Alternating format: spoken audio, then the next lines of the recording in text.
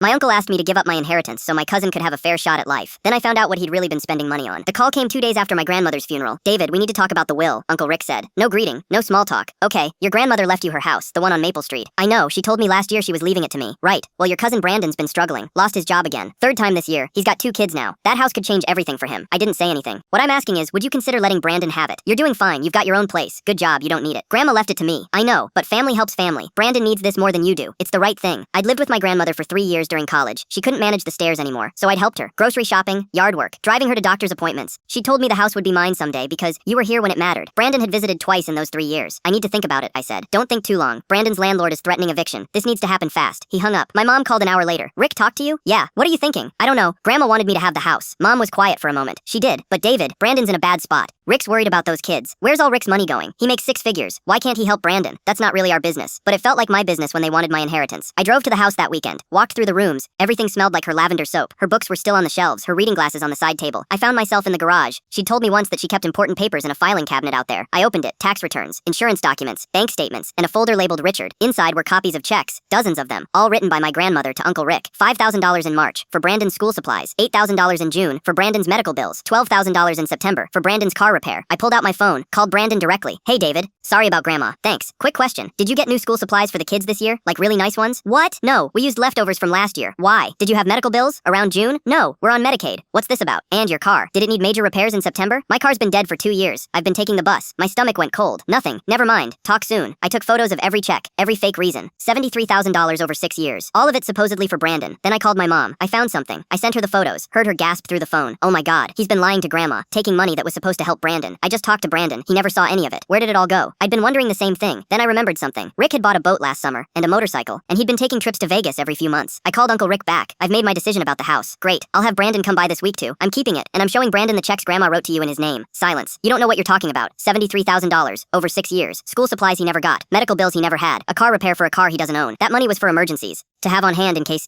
you wanted a boat? Rick's voice changed, got hard. You're making a big mistake. The mistake was thinking I wouldn't find out. I hung up, sent the photos to Brandon. He called me 15 minutes later. I could hear him crying. I asked him for help so many times. He said he was broke, that he couldn't afford it. I know. My kids needed stuff. We were eating rice and beans for weeks, and he had all that money. I'm sorry, Brandon. No. Thank you for telling me. Rick showed up at my house that night, pounding on the door. I didn't answer. Just called the police and said someone was trespassing. By the time they got there, he was gone. The family split after that. Half sided with Rick, said I was causing drama. The other half sided with me and Brandon. I sold Grandma's house 8 months later. Got $340,000 for it. Split it with Brandon. 50-50. You don't have to do this, he said when I handed him the check. Yeah, I do. It's what she would have wanted. Brandon paid off his debts, got his kids what they needed, found a better apartment. Rick stopped talking to both of us. I'm fine with that. Turns out the hardest part of inheritance isn't deciding who deserves what. It's watching someone exploit the dead to justify stealing from the living.